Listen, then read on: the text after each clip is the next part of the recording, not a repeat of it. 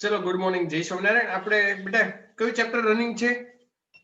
13મું nuclear. 13મું nucleus એવું ને? અચ્છા લાસ્ટ પ્રીવિયસ શું જોયું હતું આપણે? યાદ અપાવશો મને કોઈ? ન્યુક્લિયર ઉર્જા. એવું વિખંડન વાળી એ થિયરી જોઈ. હા કદાચ મને યાદ છે મેં તમને એવું બંધન ઉર્જાનો ગ્રાફ ને એવું કદાચ એવું કઈ કહ્યું હતું. યાદ હોય તો હા યાદ છે ને કે નહીં યાદ? છે. તો સારું. બીજું કઈ? હા, બંધન ઉર્જાના ગ્રાફ પરથી મેં બે પ્રકારની ઉર્જા તમને કહી હતી. યાદ છે કઈ કઈ?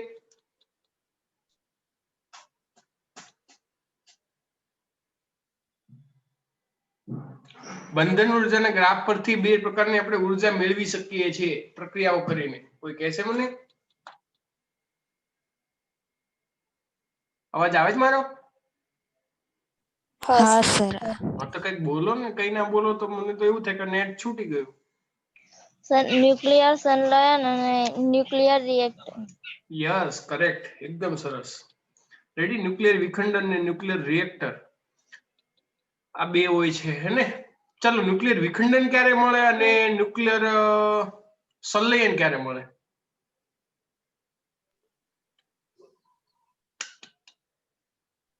મોટા ન્યુક્લિયર ને તોડવા. બોલો. ન્યુક્લિયર વિખંડન ક્યારે મળે અને ન્યુક્લિયર રિએક્ટર ક્યારે મળે? સોરી, ન્યુક્લિયર સંલયન ક્યારે મળે? નાના ન્યુક્લિયસ ને ભેગા કર્યા ત્યારે ન્યુક્લિયર સંલયન મળે. યસ, અને મોટા ન્યુક્લિયર ને તોડવા માટે વિખંડન, ન્યુક્લિયર વિખંડન. બસ બરાબર છે. ઓકે, એનો મતલબ કે ઇન શોર્ટ આપણે ન્યુક્લિયર પ્રક્રિયાઓ જોવાની છે. આપણે બંને જોઈશું, બરાબર? એની કઈ ચિંતા નહીં.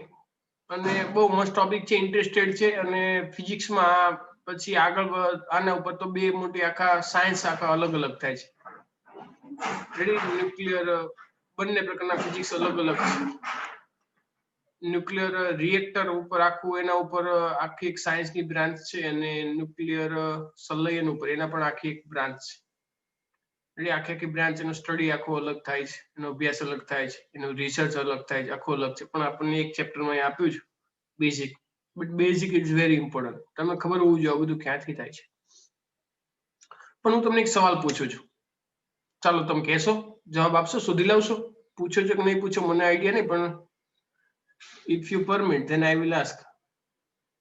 હા સર. સવાલ એવો છે કે સૂર્યની સપાટીનું તાપમાન તમને ખબર હશે કેટલું છે? આશરે 5 થી 6000 કેલ્વિન. સાચું ને?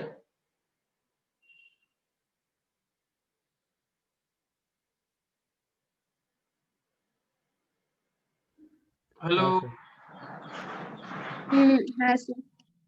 ઓકે. સૂર્યના કોરનું તાપમાન એટલે કે અંદરનો ભાગનું તાપમાન સાયન્ટિસ્ટોનું માનવું છે કે લગભગ 10⁵ કેલ્વિન આજુબાજુ હશે. સર 10⁶. હા, 10⁵ થી 10⁶ કેલ્વિનની રેન્જમાં છે. તો એ તો તમને ઓબ્વિયસ ખબર પડી કે જેમ જેમ બહારની સાઈડ આવે છે, જેમ બહારની સાઈડ આવે એનું તાપમાન ઘટે છે. કારણ કે કોરમાં 10⁶ અને સપાટી ઉપર જ સૂર્યને પોતાની સપાટી ઉપર ખાલી 5-6 હજાર કેલ્વિન થઈ જાય છે. એનો મતલબ કે કેટલો બધો તફાવત થઈ ગયો. પેલું લાખોમાં છે, 10⁶ એટલે મિલિયનમાં આવે, ને પેલું તો 1000માં આવે. તો જેમ જેમ સૂર્યથી દૂર જઈએ તો સપોઝ કે આપણે પૃથ્વી પર આવીએ તો પૃથ્વી સુધી તો લગભગ સૂર્યનું તાપમાન આપણે જોઈએ તો એકદમ ઓછું હોય છે, જે આપણે અનુભવી શકીએ છીએ. રેડી. પણ એક એવો સવાલ છે મારો કે સૂર્યથી અમુક અંતરે એક આખું બેલ્ટ છે કે જેનું તાપમાન કરોડો કેલ્વિનમાં છે. સૂર્યથી અમુક અંતરે કે જે પૃથ્વીથી દૂર છે અને સૂર્યની નજીક છે, પણ સૂર્યની અંદર પણ નથી, સૂર્યની સપાટી પર પણ નથી, પણ સૂર્યથી અમુક અંતરે એક આખું બેલ્ટ છે, એનું નામ હું ભૂલી ગયો, કે જેનું તાપમાન કરોડો કેલ્વિનમાં છે. તો એનું રીઝન શું? ચાલો એ જાણી લાવશો તમે? ટ્રાય કરજો. રેડી. તમારા બેસ્ટ ફ્રેન્ડ ગૂગલ બાબા છે એને પૂછો, એને પૂછજો. તમારે ટેલેન્ટ હોય, તમારામાં ગુપ્ત જ્ઞાન તમારામાં હોય તો આમ ધ્યાન કરીને બેસી જવાનું, અને ગુપ્ત જ્ઞાન તમને કઈ જો કઈ ખબર પડી જાય રેડી? તો તમે એ પણ કહેજો. અને તમારે કોઈને પૂછવું હોય, કદાચ તમારા ફેમિલી મેમ્બરમાં કોઈકને નોબેલ પ્રાઇઝ મળ્યું હોય, રેડી, તો એને પૂછજો કે રેડી ફોરેનમાં રહેતા હોય તમારા કદાચ એ રિલેટિવ્સ, તો એને પણ તમે પૂછી શકો ને કે આવું છે, આનું રીઝન શું એમ. રેડી? સાયન્ટિસ્ટ જોડે તમે ઓળખાણ હોય અથવા કોઈકને આઈન્સ્ટાઈન કે ન્યૂટન કે કોઈક સપનામાં આવતું હોય ક્યારેક, તો પૂછી લેવાનું કે ભાઈ કેમનું છે, કોને જાણી લાવજો તો આપણે મજા આવશે. આવું કેમ છે, હજી મને તો નહીં ખબર એટલે મેં તમને પૂછ્યું. છે ખબર છે, સાયન્ટિસ્ટોને ખબર કે ચાલો છે, પાક્કું છે. તમે જો કેવી રીતે ખબર પડી, તો સાયન્ટિસ્ટોને તમે કહેશો તો હું તમને એવું પૂછું, ચાલો સૂર્યના ગર્ભમાં સૂર્યની સપાટી ઉપર કેમનું ખબર પડી? તમે કહેશો એક્સપેરિમેન્ટ. તો આપણે એક્સપેરિમેન્ટ થી જ ખબર પડી છે અને પ્રેક્ટિકલ છે. આખે બહુ મોટું પ્રોટેક્શન, આખું લેયર આટલા ટેમ્પરેચરનું, જાણે સૂર્યને કોઈક બહારથી મારવા આવવાનું એટલું મોટું ટેમ્પરેચર હોય અંદર ના આવી શકે એવું બધું છે. ખબર પડી? ચલો કઈ વાંધો નહીં. સર સપાટી પરનું તાપમાન 5780 કેલ્વિન છે. હા, એટલે 6000 કેલ્વિન થયું ને એપ્રોક્સિમેટલી. તો આ તો એનાથી દૂર છે અમુક અંતરે, અને કરોડો કેલ્વિન છે. બોલો, કે જેના ગર્ભમાં ખરેખર લાખોમાં છે, મિલિયનમાં છે, કરોડોમાં તો નથી. તો આવું કેમ? એટલે જાણવા જેવું તો ખરું જ. રેડી? કારણ કે આ તો એક આખું, એટલે તમે સમજો આ જે ચેપ્ટર છે ને, એ તમે જેટલું ડીપથી વિચારો ને જેટલા ઊંડા જાઓ એટલું તમને નવું નવું વધારે જાણવા મળે. તમે એટલા શું કહેવાય જુનિયર સાયન્ટિસ્ટ બનો, અને જો તમે કંઈક પ્રૂવ આપો ને તમે કંઈક નવું કંઈક સંશોધન લાવો તો સિનિયર સાયન્ટિસ્ટ કહેવાય. પછી તો તમે સેમિનાર આપતા હોય ને પછી મારે તમારામાં આમ અટેન્ડ કરવું પડે. હું ભલે ને અત્યારે તમને શીખવાડતું પણ ફ્યુચર આવું ચેન્જ થઈ શકે. પણ એ બધું તમારા ઉપર ડિપેન્ડ છે. જો તમે આવું કંઈક કરો તો, ના કરો તો પછી તમે તો લેક્ચરમાં અત્યારે બેઠા જ છો, થિયરી ગોખીને માર્ક્સ લાવી દેવાનો છો, 12 પૂરું થઈ જશે. આમ બોલો ભાઈ આમ, આમ હાલો ભાઈ આમ, ચલો વાંધો નહીં. તો એ બંધનોના ગ્રાફ ઉપરથી આપણે જોયું તો એમાંથી અત્યારે આપણે પ્રક્રિયાઓ થોડીક જોવાની છે. અને એ પ્રક્રિયાઓ આપણે પહેલા ન્યુક્લિયર વિખંડનની પ્રક્રિયાઓ જોઈએ. રેડી? ન્યુક્લિયર ઉર્જાઓ કેટલી મળે છે. વિખંડન એટલે તમે સમજો કે હેવી ન્યુક્લિયસ છે, યુરેનિયમ, થોરિયમ, એક્ટિનિયમ, એવા જે હેવી ન્યુક્લિયર છે એને કોઈ પણ હિસાબે આપણે તોડીએ. તો એવું તો છે ને, ચાલો ભાઈ મારી પાસે અહીંયા પડ્યું હોય, ચાલો ભાઈ આ સપોઝ કે થોરિયમ હોય ને, ચાલ ભાઈ તૂટ જા. રેડી? જાદુ મંતર, શું મંતર, રેડી? આવું કંઈક આમ કરું, ब्रेक. रेडी? એવું કઈ થવાનું નહીં કે ભાઈ चल यूरेनियम अब तेरी टूटने की बारी है, चल टूट जा. ठीक है? ठाकुर कितने आदमी थे, यूरेनियम कितने हो? હવે એવું કઈ કરવાથી કઈ તૂટવાનું છે નહીં. તો કંઈક તો કરવું જોઈએ ને. તો એના માટે એની અમુક શરતો છે. રેડી? અને દરેકે દરેક નહીં થતું. મેં તમને એવું કહ્યું હતું કે કુદરતમાં જે યુરેનિયમ મળે છે, યુરેનિયમમાં ખાલી 0.7%, ready, out of 100, ready, only 0.7% is workable, કે જે આપણને એકચ્યુઅલમાં આ બધી પ્રક્રિયામાં ઉપયોગી થાય. બાકી 99.3% એ તો ઉપયોગ નહીં થતું. તો એમાંથી કેમની રીતે અલગ કરવું, આ બધું છે, અલગ અલગ ટેકનિક ને એવું બધું છે. એ બધું આપણે ડીપમાં નહીં જવું, કારણ કે એ બધું કરશો તો 12 સાયન્સ પૂરું થવું અઘરું છે. રેડી? પણ એ આખું છે. પણ તમે નવરા હો તો યુટ્યુબ ખોલે એની જગ્યાએ આવું તમે નોવેલ, બધી રિસર્ચ, ફિઝિક્સમાં આવું બધું રિસર્ચ કરીને વાંચો તો તમને મજા આવે. જિંદગી જીવવાની મજા આવે, ટાઈમ જો તમારી પાસે હોય તો. કારણ કે મેં ઘણા બધા વિદ્યાર્થીઓ જોયા કે આવું બધું કરતા હોય છે. એટલે એમસીક્યુ ટેક્સ્ટ બુક સોલ્વ કરે એ બધું તો ઠીક છે, પણ આના સિવાય થોડું આપણે એક્સ્ટ્રા એટલું ધ્યાન આપે અને સોલ્વ કરતા હોય છે. જુએ, શાંતિથી વિચારે, મગજનું આમાં અલ્ટિમેટલી માઇન્ડ ડેવલપિંગ થતું હોય છે આ બધી પ્રક્રિયાઓમાં. તો એ રીતે માઇન્ડ ડેવલપ કરી શકે. ચલો કઈ નહીં, હવે આપણે આપણી પ્રક્રિયાઓ જોઈએ. So let's start two share. હું શેર કરીશ તમારી સાથે એટલે તમને ખબર પડશે. ચલો ટેક્સ્ટ બુક દેખાય તો કહેજો. યસ.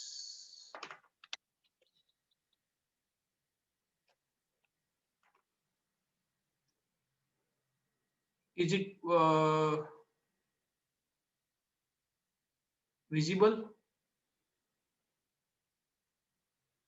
હા દેખાય છે સ્ક્રીન? હા. હા સર. અમુક પાછા ગૂગલમાં જોશે સર શું બોલ્યા, એને ગુજરાતી કરવા દો.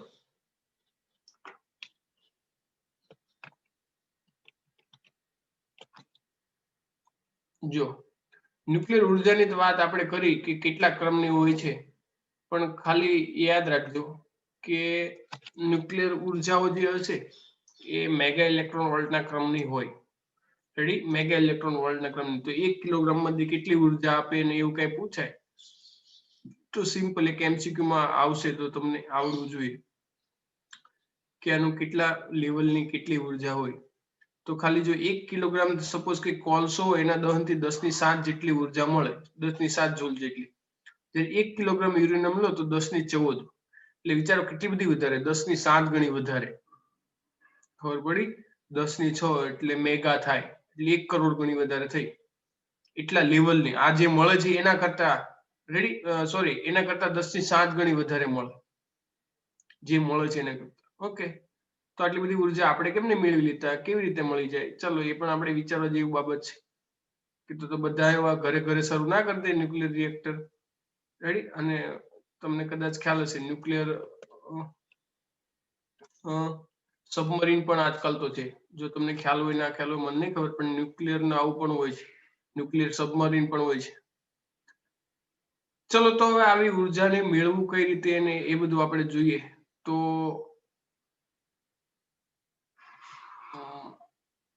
1 મિનિટ.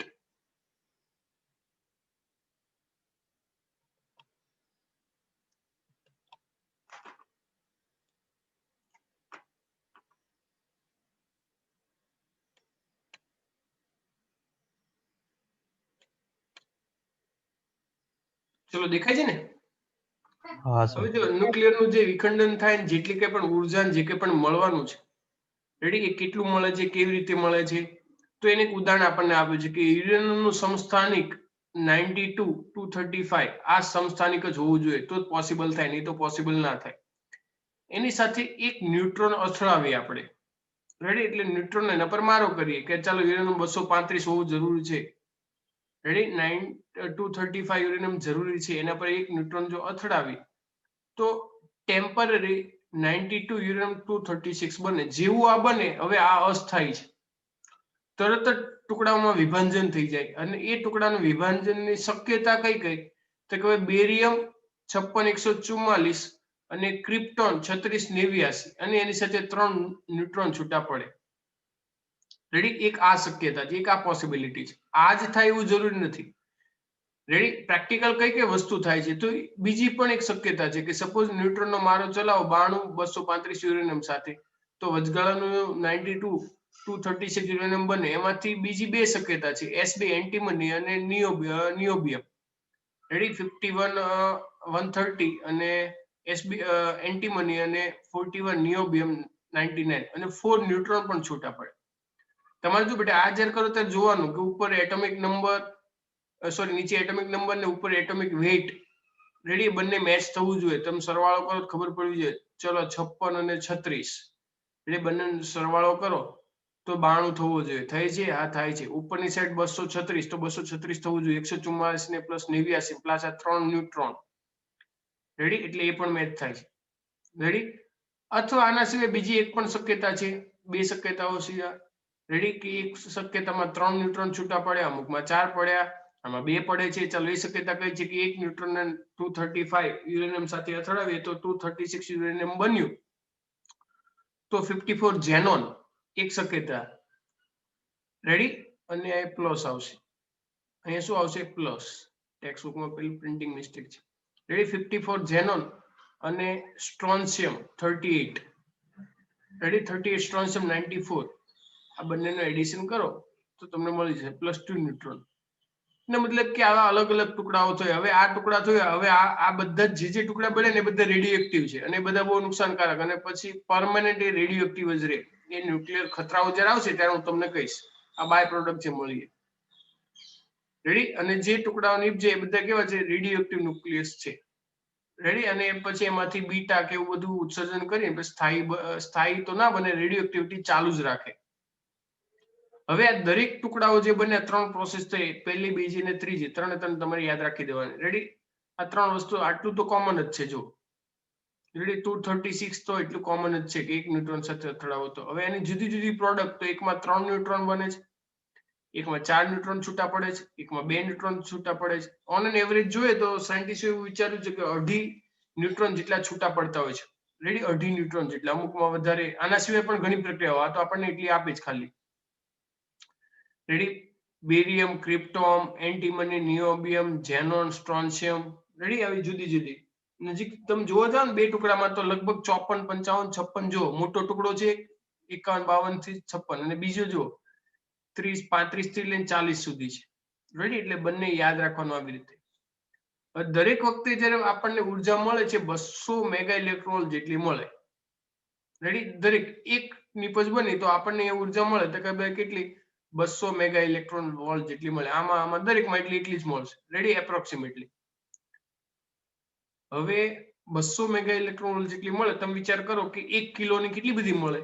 આવો એક સમ છે એક્સરસાઇઝમાં, કદાચ તમને યાદ હશે.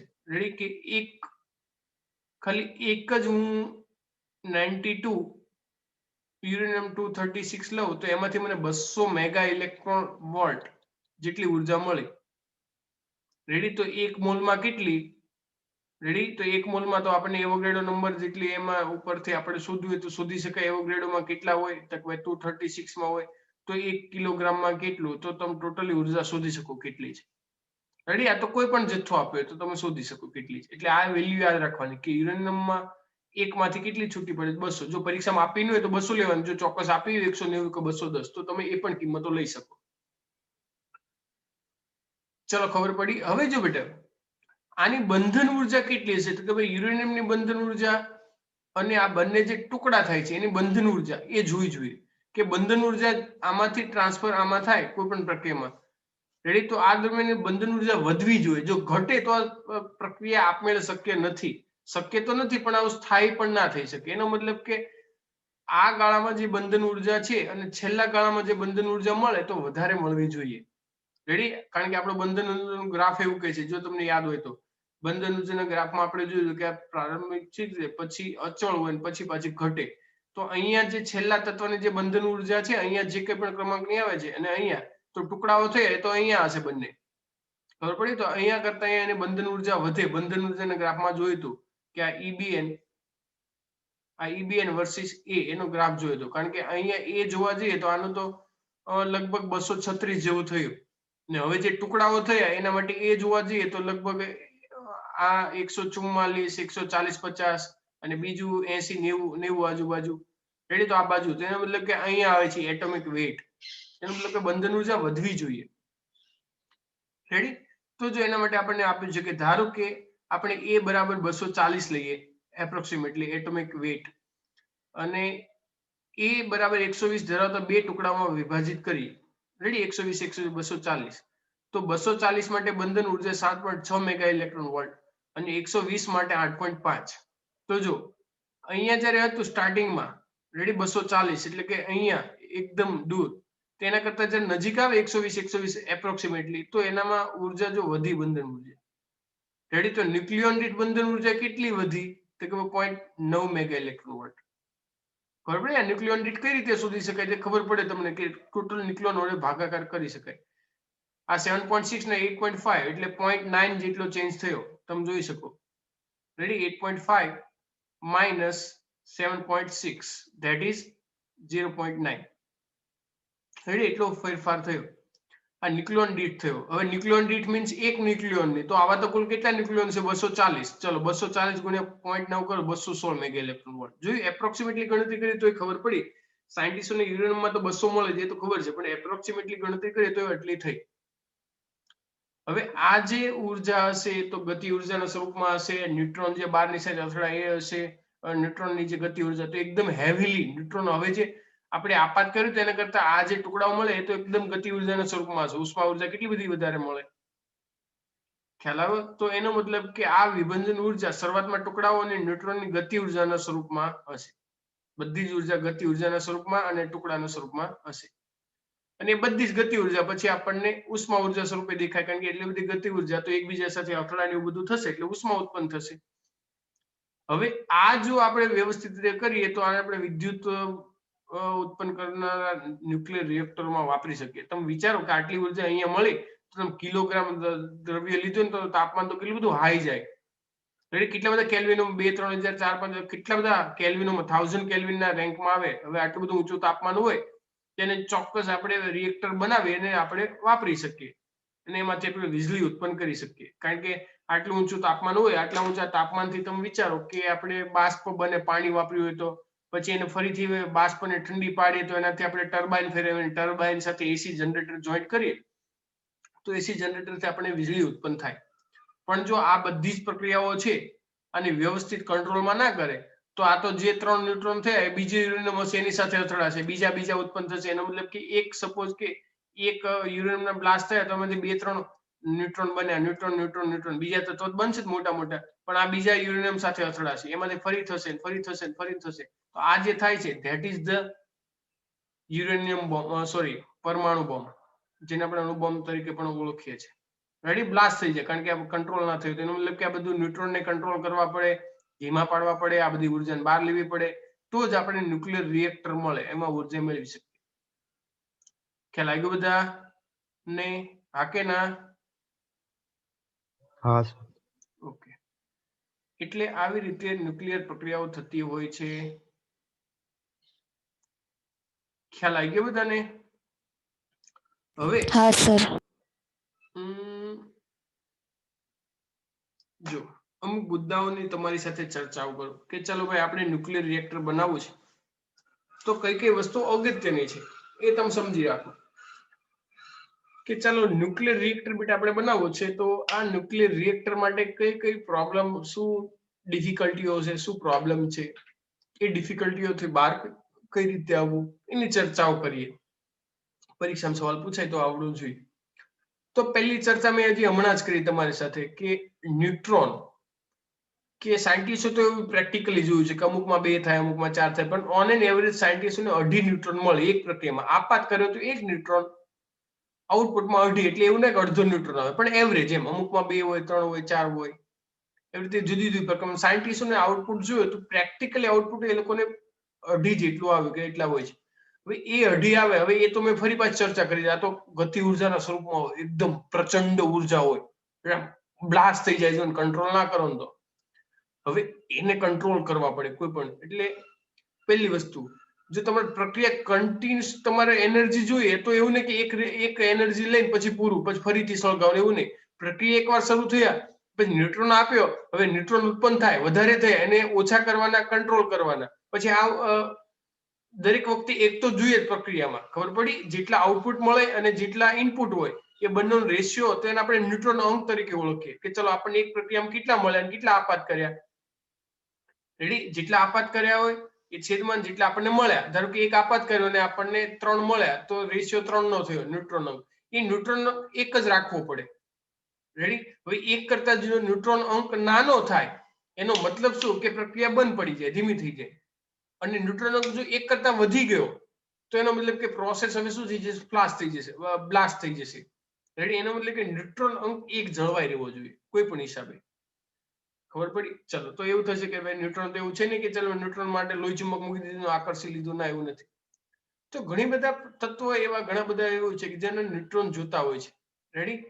એને ન્યુટ્રોન તરત જ કેચઅપ કરી લે. રેડી? તો એવા સળિયાઓ રિએક્ટરની અંદર નાખવામાં આવે. રેડી? કે જે ન્યુટ્રોનને કંટ્રોલ કરે.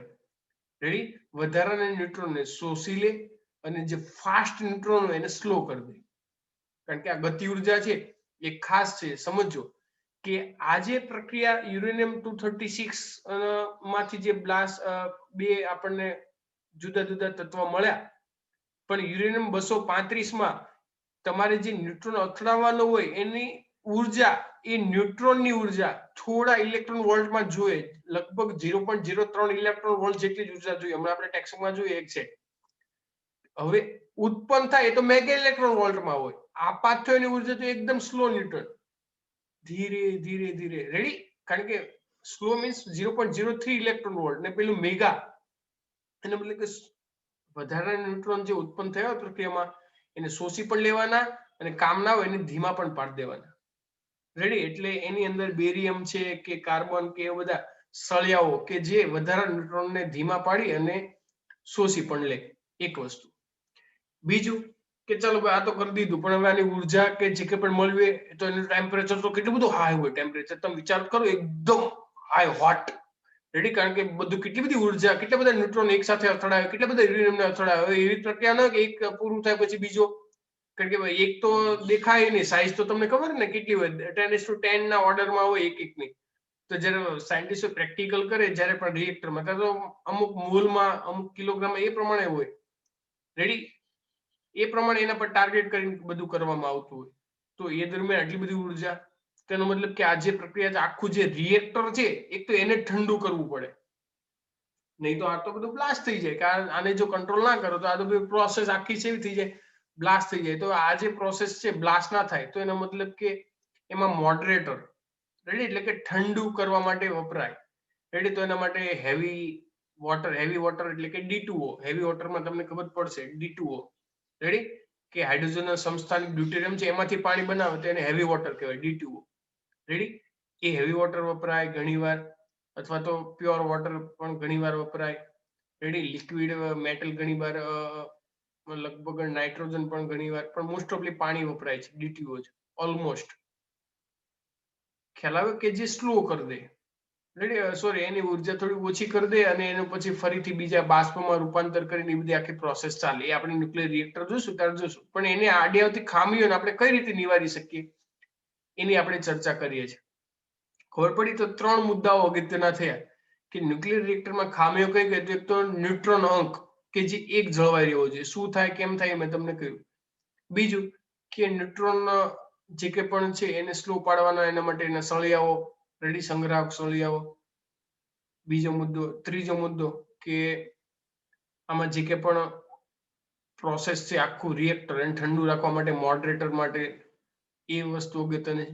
અને બીજું એક પણ અગત્યનું છે કે આવું યુરેનિયમ મળવું જોઈએ, પ્રારંભિક સોર્સ તો મળવું જોઈએ ને. મેં તમને કહ્યું રીતે કે કુદરતમાં જે પણ મળે છે યુરેનિયમ, એમાંથી આપણા ન્યુક્લિયર રિએક્ટરમાં કામનું તો 0.7% છે ઓનલી, બાકીનું 99.3% એ તો કામનું જ નથી. તો પરીક્ષામાં એવું પૂછાય કે ન્યુક્લિયર રિએક્ટર આડે આવતી ખામીઓ અને નિવારણનો ઉપાય, તો તમે પોઈન્ટ લખી શકો. જેટલા માર્ક્સ હોય એ પ્રમાણે લખાય, વધારે માર્ક્સ હોય તો વધારે, શોર્ટ હોય તો શોર્ટ, એ પ્રમાણે તમે લખવા પડે. 1-2 માર્ક્સમાં તમે ખાલી મુદ્દાનું નામ લખી દો ચાલે. 3 માર્ક્સમાં 4 માર્ક્સમાં તો તમારે ડિટેલથી લખવું પડે. આ તમારી જાણ માટે. ચલો, અહીં સુધી ખબર પડી ગઈ દરેકને? હા સર. તો હવે આપણે ટેક્સ્ટ બુકના વર્ડ્સમાં જોઈએ, રેડી. ચલો, ટેક્સ્ટ બુકના વર્ડ્સમાં જોવા જઈએ તો yes, now it is visible to you. Nuclear રિએક્ટરમાં આડી આવતી ખામીઓ શું છે? જેવી રીતે આપણે વાત કરી એવી જ રીતે કે દરેક પ્રક્રિયાઓમાંથી 2 થી 2.5 એપ્રોક્સિમેટલી એના જેટલા ન્યુટ્રોનો બહાર આવતા હોય છે, એપ્રોક્સિમેટલી. તો એ જે ન્યુક્લિયર રિએક્ટરો છે તો એ કરવા માટે શું કરવું પડે? તો સૌપ્રથમ એને આપણે શું કરવું પડે? સ્લો કરવા પડે, રેડી. વિખંડન દીઠ આપણને 2.5 ન્યુટ્રોન મુક્ત થાય છે, એવું સાયન્ટિસ્ટે નોંધ્યું છે કે ન્યુક્લિયર દીઠ કેટલા? તો 2.5 ન્યુટ્રોન જેટલા મુક્ત થાય છે. તો એ બધા ન્યુટ્રોનને કંટ્રોલ કરવા જોઈએ. એટલે કે 2.5 હોય તો કોઈકમાં 2 પ્રક્રિયા હોય, કોઈકમાં 2 ન્યુટ્રોન તો કોઈકમાં 3 ન્યુટ્રોન. તો વધારાના ન્યુટ્રોન, રેડી, એનું જે વિખંડન હોય એ દરેકને આપણે શું કરી લેવા પડે? તો કે દરેકને શોષણ કરી લો તો જ પોસિબલ થાય, નહીં તો આવું પોસિબલ ના થાય.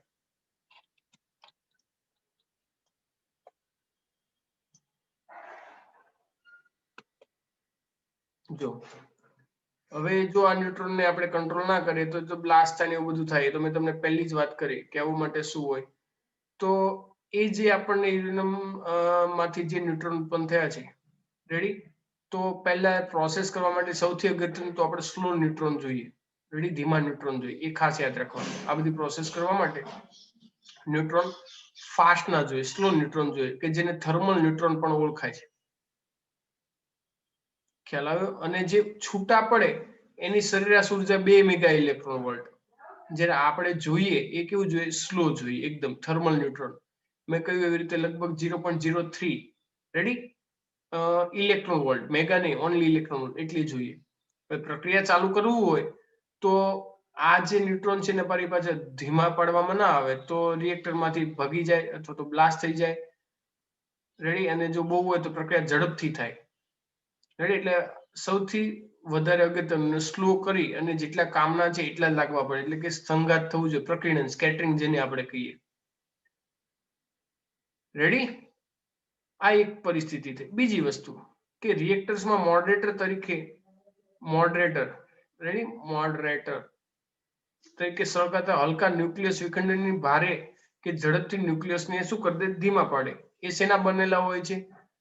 તો એ જે સળિયા હોય છે ગ્રેફાઇટના બનેલા હોય છે. રેડી? ઘણીવાર બેરિયમ પણ હોય છે. રેડી? અને ઇન્ડિયામાં એમસીક્યુ તરીકે કદાચ યાદ રાખે કે અપ્સરા રિએક્ટરમાં પાણી વપરાય છે મોડરેટર તરીકે. ખ્યાલ લાગ્યો? અને એમસીક્યુ પૂછાય કે સામાન્ય રીતે મોડરેટરમાં શું વપરાય, તો કે ભાઈ પાણી, ભારે પાણી અને ગ્રેફાઇટ વપરાય છે. રાઈટ? કારણ કે બધી ઉર્જાને શોષી લે.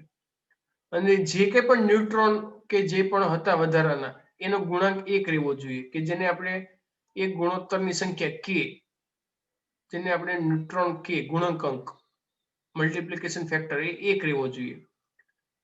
રેડી? અને 1 કરતા વધારે અને રિએક્ટર માટે ક્રિટિકલ કહેવાય 1 હોય તો. હવે જે 1 કરતા વધી જાય તેનો મતલબ કે બ્લાસ્ટ થઈ જશે, અને એ પણ ચરઘાતાંકી રહે. એ તો મેં કહ્યું એકમાંથી બીજા 2 3 બીજા 2 3 બીજા 2 3 બીજા 2 3 એ તો કન્ટિન્યુઅસ થયા રાખે. રેડી? અને આવું યુક્રેનની અંદર રેડી ચર્નોબિલમાં આવું થયું હતું, ધડાકો થયો હતો, અને કેટલા માણસો કેટલા મરી ગયા હતા એ બધું ખબર છે. રેડી? અને એ દરમિયાન 2 3 માણસો અમુક વસ્તુ ખોલી દીધી હતી નદીઓના પેલામાં વાલ લેવો, એટલે બચી ગયા. નહીં તો ત્યારે એ ટાઈમે ન્યુક્લિયર આખું શું કે ન્યુક્લિયર ક્લાઉડ્સ ને એવું બધું થતું. એ બધું મારે ડિટેલથી કહેવાની જરૂર નહીં, પણ એ ટાઈમે 2 3 સાયન્ટિસ્ટોએ જે કર્યું એ બહુ સારું કર્યું હતું, એન્જિનિયરોએ. તમે જોશો ને હિસ્ટ્રી તો ખબર પડશે, હું બહુ ડિટેલમાં નહીં કહેતો. ઓકે, અન્ડરસ્ટેન્ડ બેટા? હા સર.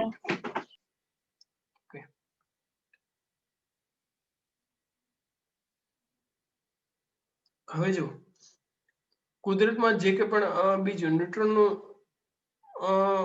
ને કંટ્રોલ કરવા માટે સળિયાઓ જે વપરાય છે, રેડી, કે જેને ન્યુટ્રોન નિયંત્રક સળિયાઓ કહેવાય છે.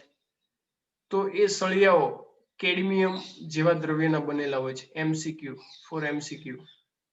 રેડી? Remember this. રેડી? કે જે સંગ્રહ કરે અથવા શોષણ કરી લે એનું, અને જે ઘણીવાર સેફ્ટી સળિયાઓ તરીકે વપરાય. કેમ? તો કે એ જો વધી ગયું હોય તો અંદર નાખીને કેનું મૂલ્ય જો k કરતા 1 કરતા વધી ગયું હોય તો ઝડપથી શોષી લે અને ઓછું કરી શકાય છે. હવે દરેક પ્રક્રિયામાં જે ન્યુટ્રોન કે જે કે પણ ઉત્પન્ન થયું હોય, રેડી, કે 92 યુરેનિયમ છે એને વિખંડન થઈ શકે તેવો હોતો નથી. રેડી? 238 જે છે એ આપણા માટે જરૂરી નથી. રેડી? અને એ આપણા માટે જરૂર નથી. કેમ? તો કે એમાં જો તમે ન્યુટ્રોન અથડાવો તો 92 239 બન્યું અને નેપ્ચ્યુનિયન બનાવ્યું, અને એની સાથે એક ન્યુટ્રિનો અને એક બીટા પાર્ટિકલ છૂટો પડ્યો, અને એ નેપ્ચ્યુનિયન માંથી ફરીથી એક બીટા અને એક એન્ટી ન્યુટ્રિનો નીકળશે અને પ્લુટોનિયમ બનાવશે. રેડી? જે આપણે પ્રોસેસમાં ઉર્જા લેવું જોઈએ એ જરૂરી નથી. રેડી? તો આના માટે તો ફરીથી પ્લુટોનિયમમાં ધીમા ન્યુટ્રોનથી જોઈએ, પણ એનાથી આપણેથી પ્રોસેસ થતી નથી. ખ્યાલ આવી ગયો? તો એના માટે આપણે યુરેનિયમ 235 હોવું જરૂરી છે, જેને એનરિચ યુરેનિયમ કહેવાય. એનરિચ. રેડી? તમે કોઈ પણ વસ્તુ લાવો તો એમાં એનરિચ લખ્યું હોય. કોઈ પણ તમે બજારથી ખાવાની વસ્તુ લખ્યું હોય તો એમાં હોય કે એનરિચ વિથ, એનરિચ સમૃદ્ધ યુરેનિયમ. ખ્યાલ આવ્યો? હા કે ના? હા સર. ઓકે. ટાઈમ કેતા રહેજો. ટાઈમ આપણને ખબર નથી શું ટાઈમ થયો. હવે જો 10:30. ન્યુક્લિયર રિએક્ટર ની એક આદર્શ પરિસ્થિતિ આપણને આપેલી છે. આદર્શ એક સ્ટ્રક્ચર આપ્યું છે. કે આદર્શ સ્ટ્રક્ચર શું હોય છે? જુઓ તમે. હોય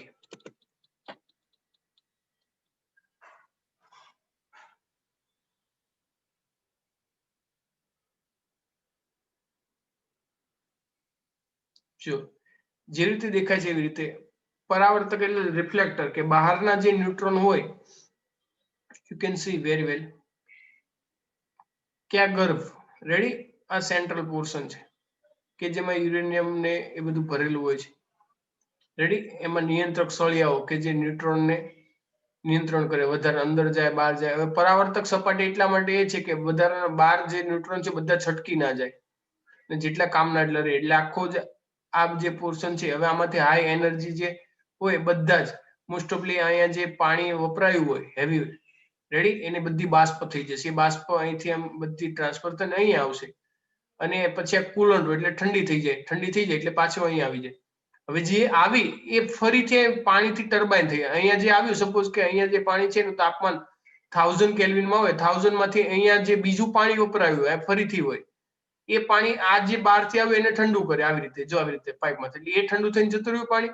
ને અહીંયા જે આ સ્ક્વેર તમને દેખાય છે એ કન્ડેન્સરમાં એમાંથી ફરીથી વરાળ થઈ જશે. એટલે કે વિચારો 2 વાર વપરાય છે. એક વાર કહ્યું તો કે આ રોટેશનમાં, જો હું રેડ કલર થી કરું છું કે આ એક રોટેશનમાં વપરાય, જો એક આ રોટેશનમાં આખું વપરાય છે અહીંથી આમ,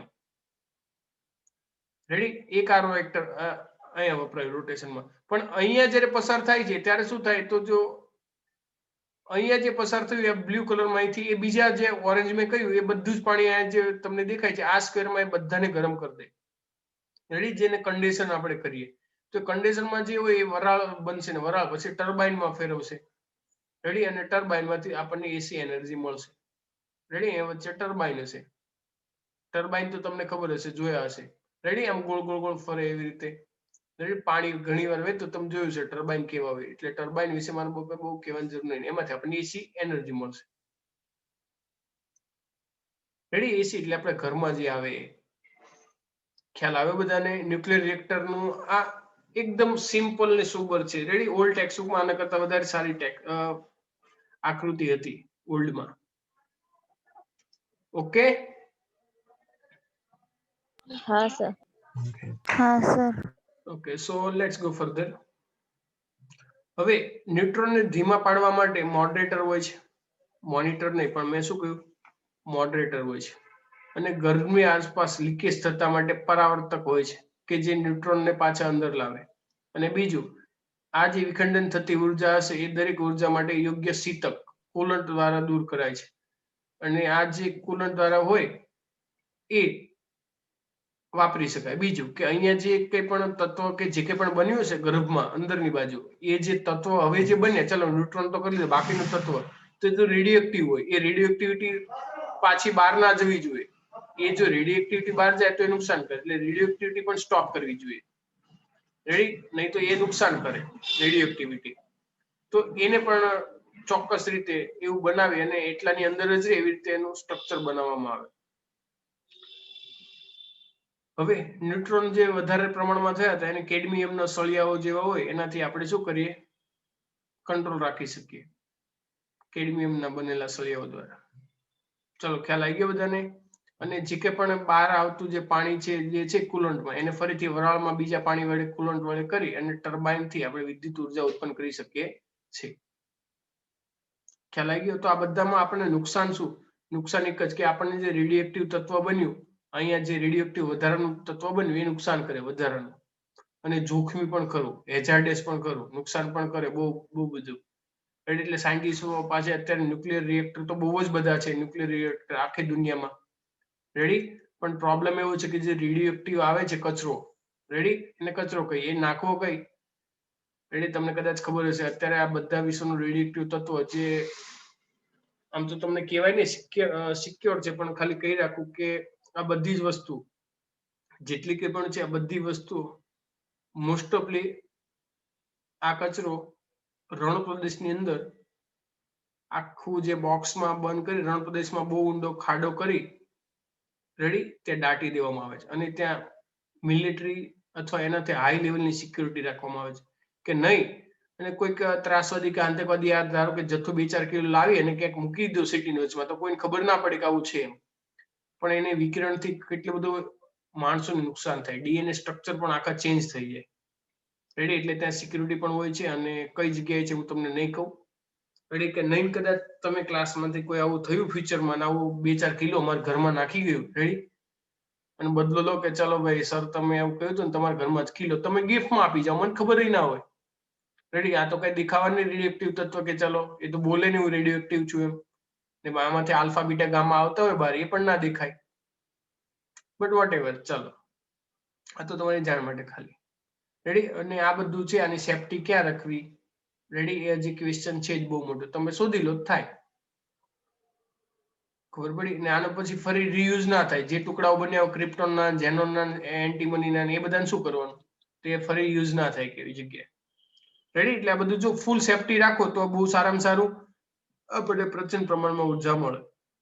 હું તો કહું આના કરતા ગ્રીન એનર્જી સારી, સોલર એનર્જી માંથી જે મળે, પણ એમાં જે રિસર્ચ ને ચાલુ સસ્તી વધારે મળે. તો ઇન્ડિયામાં તમે કરો રિસર્ચ કે સસ્તા પ્રમાણમાં સોલર પ્લેટ ને એવું બધું બનાવો, કારણ કે ઇન્ડિયામાં લગભગ બધે કાયમ માટે વર્ષમાં સૂર્યનો પ્રકાશ ને બધું આવતું જ હોય છે, એટલે એને ભરપૂર ઉર્જા મળી જ રહે ને સસ્તું પણ બને. જેટલું ગ્રીન હોય એટલું સારું. ચલો ખ્યાલ આવી ગયા. ને સાયન્ટિસ્ટો ટ્રાય કરે કે મેક્સિમમ સેફટી થી આ બધું વાપરી શકાય, અને જે તત્વ અંદર બને જે કે પણ એ મેક્સિમમ યુઝેબલ હોય, અથવા તો મેક્સિમમ સેફટી વાળું હોય અને બહુ ઓછું નુકસાન કરે એવું હોય તો સારું. સાયન્ટિસ્ટો આવો ટ્રાય કરે છે. ઓકે, ખ્યાલ આવી ગયો બેટા? હા સર. હા સર. Okay, yes. ચલો તો આજે બેટા આપણે ઇન શોર્ટ થોડી ન્યુક્લિયર પ્રક્રિયાઓ જોઈએ આપણે. હવે ન્યુક્લિયર પ્રક્રિયાઓ જે જોઈ, તો એ ન્યુક્લિયર પ્રક્રિયાઓમાં 3 પ્રક્રિયાઓ તમારે યાદ રાખી દેવાની. પછી એમાં શું પ્રોબ્લેમ આવે છે ન્યુક્લિયર રિએક્ટરમાં, કેવી રીતે ન્યુક્લિયર રિએક્ટર લખાય, એટલી વસ્તુ તમારે કરવાની છે આજના દિવસમાં. ચલો ખબર પડી? હા પાક્કું ને? હા સર. ઓકે, હવે આના રિલેટેડ ઉદાહરણ કયું હતું? કોણ કહેશે? હું તો ભૂલી ગયો, કદાચ તમને યાદ હોય તો. સ્વાધ્યાયનો 18મો કલમ. 18મો તો નથી હા આપણી 18મો પાસે. હતો. આપણી પાસે થોડો ટાઈમ તો છે. એકાદ દાખલો ટ્રાય કરીએ, જો મને થાય તો આપણે એકાદ સોલ્વ કરીએ. 18મો દાખલો આપણે શરૂઆત કરી હતી, પણ આપણે પછી ફરી પાછો તમારા થિયરી બાકી હતી એટલે આપણે પાછો બંધ રાખ્યો હતો, એવું ને? હા. હા સર. બધાની તબિયત પાણી સારી છે ને? હા સર. આજ તો 11મા વાળાને બહુ ખીજાયો હું તો. બોલો. રેડી? લગભગ 40 મિનિટ સુધી ખીજાયો. ત્યારે અમુકે તો એવું કહ્યું કે સરાવ અમને પહેલી વાર કોઈ ખીજાય છે. રડવાનું શરૂ ના કર્યું, બાકી એટલું જ બાકી રહી ગયું. ડેમો આપીને આયા એટલે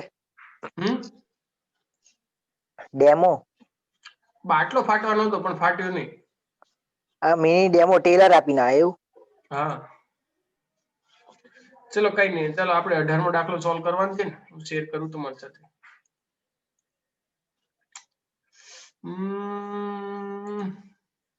મિલે હો તુમ હમકો.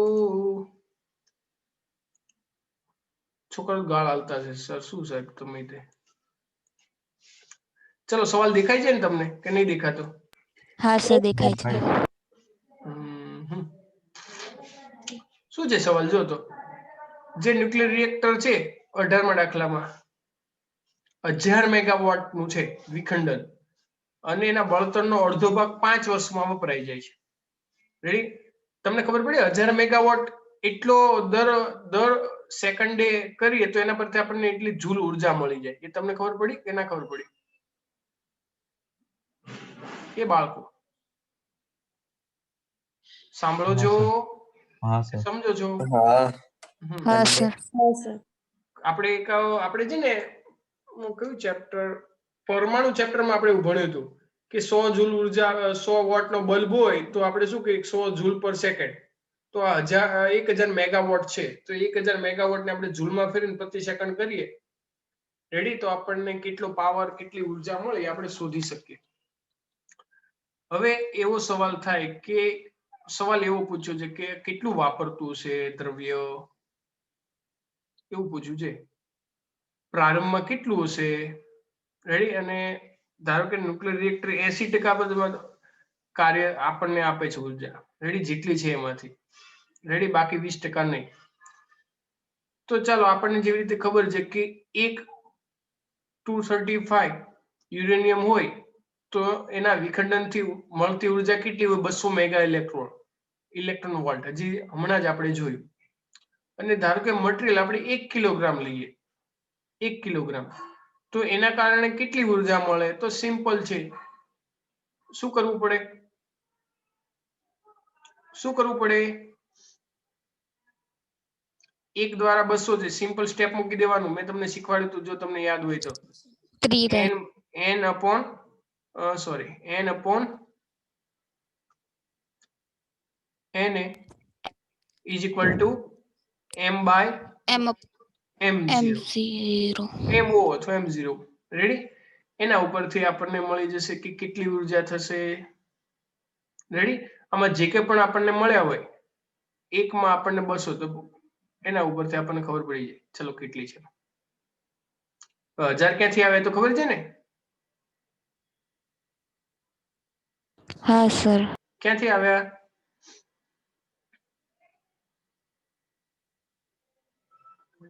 ચલો આ શું છે? Na છે ને? હા. હા. આ શું છે? 235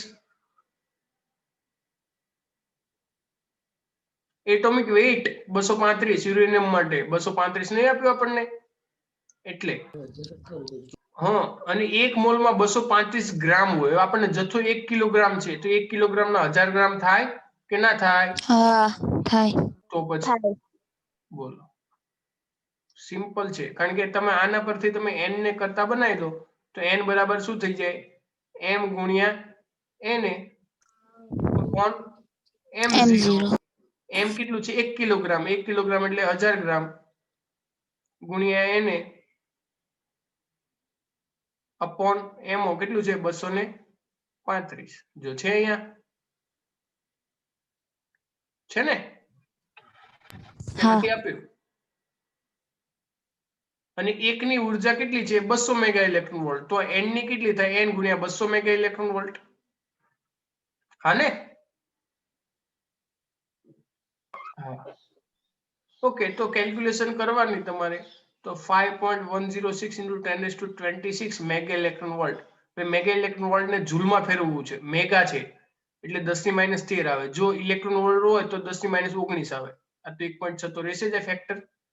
તો 8.17 ગુણ્યા 10⁻13 જૂલ મળ્યું. એનો મતલબ કે 1 કિલોગ્રામ હોય તો 1 કિલોગ્રામ જથ્થો. ખ્યાલ આવ્યો અહીં સુધી? હા સર. પાક્કું ને? હવે આપણને ન્યુક્લિયર કેટલા ટાઈમ સુધી ચાલે છે? રેડી? આપણને એવું કહ્યું છે 80% ટાઈમ સુધી ચાલે છે 5 વર્ષમાં. કેટલું ચાલે છે? 5 વર્ષમાં 80% ચાલે છે. તો એ શોધવું હોય તો 80% એટલે 80 ભાગ્યા 100 ગુણ્યા 5 એટલે 4 વર્ષ જેવું થયું. એનો મતલબ કે 24 અવર ચાલુ ના રહે, અમુક ટાઈમ બંધ પણ કરી દે, અમુક ટાઈમ એની જરૂર ના હોય એટલા માટે. તો 1000 મેગાવોટ ના જનરેટર દ્વારા 5 વર્ષમાં ઉદ્ભવતી ઉર્જા કેટલી? તો કે 1000 મેગાવોટ એટલે 1000 મેગા એટલે 10⁶. રેડી? અને 5 વર્ષ છે ને? હવે આપણને જો અહીંયા 4 વર્ષ થયું, આપણને આઉટપુટ કેટલું આપ્યું છે? આપણને આઉટપુટ 4 વર્ષ થયું ને, કારણ કે 80% છે એટલા માટે. તો એટલે 4 એના દિવસ 365 24 કલાક અને 3600 સેકન્ડ. તો એ કરો તો આપણને જૂલમાં ઉર્જા મળે. ખબર પડી? હા કે ના? હા. ઓકે, તો એ જે કે પણ ઉર્જા મળે, આ જે કે પણ ઉર્જા મળશે, હવે એ દરમિયાન કેટલી મળી? 5 વર્ષમાં તો કે ભાઈ એટલી ઉર્જા વપરાય, એ આપણે કિંમત શોધી લે. ચલો ભાઈ એટલી કિંમત વપરાય. પણ આપણને સવાલ એવું આપ્યો કે પ્રારંભમાં યુરેનિયમ કેટલું હશે? રેડી? પ્રારંભમાં તો આપણને ખબર છે કે 1 કિલોગ્રામમાં આટલું જોઈએ, 1 કિલોગ્રામથી આટલી ઉર્જા મળે છે. તો આ જે આપણને ઉર્જા મળી, આ જે કે પણ ઉર્જા મળી તો કેટલી હોય? તો આપણે શું કરવું પડે? આના ભાગે 1 કિલોગ્રામ દ્વારા મળતી ઉર્જાનો ભાગાકાર કરવો પડે. એટલે આપણને જે કે પણ ઉર્જા મળી હતી, જો આપણે જવાબ નહીં લખો, ડાયરેક્ટ એક સાથે ગણતરી કરી લઈએ. આપણને જે કે પણ ઉર્જા મળી હતી એ ઉર્જાને આપણે 1 કિલોગ્રામ વડે 1 કિલોગ્રામની ઉર્જા વડે ભાગાકાર કરી દઈએ. શું કરી દઈએ આપણે? 1 કિલોગ્રામની ઉર્જા. જો આ જે આપણી પાસે ઉર્જા છે, જો એ ટોટલ કેટલી છે? તો કે ભાઈ 80% આઉટપુટ સાથે રિએક્ટર 5 વર્ષ સુધી ચાલે તો આપણને આટલી ઉર્જા મળે છે. ચલો, ક્લિયર એટલું? તો 1 કિલોગ્રામમાં કેટલી મળે છે? ચલો 1 કિલોગ્રામમાં કેટલી મળે છે? તો કે 1 કિલોગ્રામમાં આપણે શોધી છે, જો અહીંયા 8.17 ગુણ્યા 10^13. તો હવે જે જવાબ મળે આપણને શેમાં મળશે? કિલોગ્રામ. તો 1544 કિલોગ્રામ. ખ્યાલ આવ્યો? હા કે હા, ના? હા સર. ચલો, તમને આવડશે બેટા? હા સર. હા કે ના? હા સર. હા. આવડવું જોઈએ. ચલો, so almost today our session is over. ચલો, દરેક વિદ્યાર્થીઓને જય સ્વામિનારાયણ. જય Bye bye. સ્વામિનારાયણ. જય સ્વામિનારાયણ. જય સ્વામિનારાયણ સર. જય સ્વામિનારાયણ સર.